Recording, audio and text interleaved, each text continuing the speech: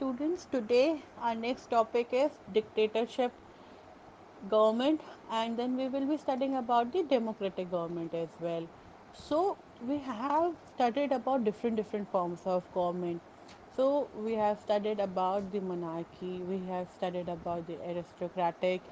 monarchy क्या था student? जिसके अंदर king क्वीन रूल होता है. एरिस्टोक्रेटिक कौन सा था? जिसके अंदर एक ग्रुप ऑफ पीपल होता है जो कि सेम तरीके के डिसीजन देता था, जैसे कि it can be a combination of priest, soldiers, professionals, land owners और द वेल्दी पीपल.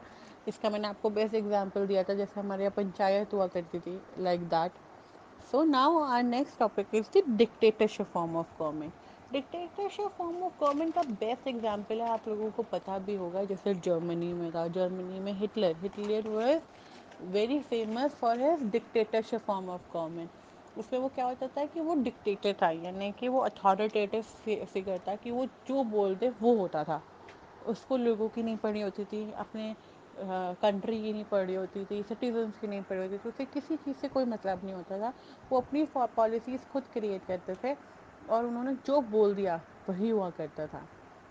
तो such form of government was known as dictatorship form of government. So, in the words of Alfred Coben, 1901 to 1968, it is the government of one man who has not obtained the position by inheritance, but either by force or consent or a combination of both.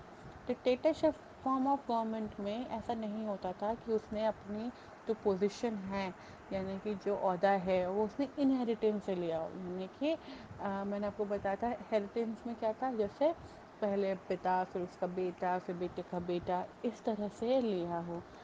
ऐसा नहीं है, but वो किसी भी तरीके के force से लिया गया हो, या लोगों की सहमति से लिया गया हो, या दोनों तरीके से लिया गया हो. उसके पास बस एक ओहदा होना चाहिए, अपना एक डेजिग्नेशन होना चाहिए. ही possesses absolute sovereignty, that is, all the political powers emanate from his will and it is unlimited in scope. उसके पास पूरी आज़ादी है, हर तरह की पॉलिटिकल पावर है, कि वो कुछ भी डिसीजन ले सकता है और वो कुछ भी कर सकता है. उसके पास अनलिमिटेड स्कोप है अपनी कंट्री के साथ किसी भी तरीके का कुछ भी कार्य करने का. It is also exercised in the arbitrary manner by decree rather than by law. Means उसको इवन कानून की भी नहीं है.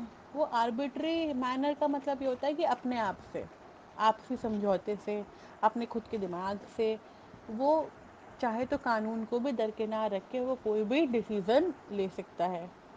The authority of the dictator is not limited in duration, is not subject to any other authority, for such restriction would be inconsistent with his absolute rule. जो authority है, यानी कि जो पावर है डिक्टेटर की, यानी कि जो डिसीजंस ले रहा है, वो इनकन्सिस्टेंट है, वो कुछ भी ले सकता है और वो अपना कुछ भी रूल बना सकता है. Dictatorial form of government is the rule by a single person, एक जने का रूल होता है ये, और ए डिटरमाइंड सेट ऑफ इंडिविजुअल, या फिर कुछ लोगों का सेट, यानी कि कुछ ग्रुप ऑफ पीपल हो सकते हैं, यानी कि 2, 4, 6 ऐसे सेट में. He controls and exercises the political powers of the state. He occupies the position by force, invasion, intervention and militarism in contrast to monarch. उसके पास सारी पॉलिटिकल पावर होती है स्टेट की.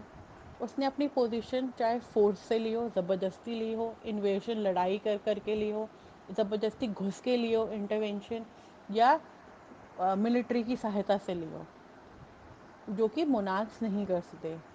His dictate are law of the country, वो जो बोल दे वो देश का कानून बन जाता है. He implements them and adjusts according to his will, वो अपनी मर्ज़ी से कानून बनाता है और अपनी मर्ज़ी से उस कानून को चलवाता है. He hold the absolute power, उसके पास सारी पावर होती है. ही इज़ नॉट अकाउंटेबल और answerable to the citizen of the state, उसको कोई ज़रूरत नहीं है अपने देश के लोगों को कुछ भी आंसर करने की, जवाब देने की. Modern dictators play the role of totalitarian state. جو ماڈرن ڈکٹیٹرس ہیں یعنی کہ آج کے ڈکٹیٹرس ہیں وہ رول پلے کرتا ہے ٹوٹلٹیرین اسٹیٹس کا. یعنی کہ اب وہ جو پرانے ڈکٹیٹرشپ فارم آف گورنمنٹ تھی اس کا نام چینج کر کے ٹوٹلٹیرین اسٹیٹس ہو گیا.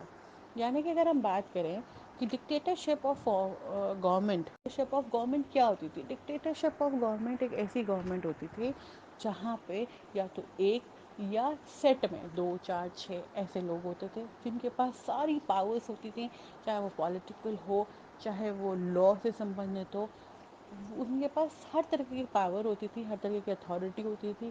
انہیں لوگوں سے، سٹیزن سے کوئی مطلب نہیں ہوتا تھا. وہ خود کے قانون بناتے تھے اور وہی قانون چلواتے تھے.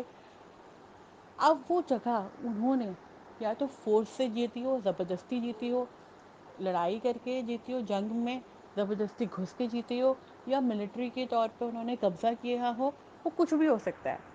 بٹ جو وہ ڈکٹیٹر ہے وہ ساری پاور انجوائے کرتا ہے، اس کے پاس ساری پاورس ہوتی ہیں اور ایک طریقے سے وہ راجا ہوتا ہے دیش کا. That is the dictatorship form of government.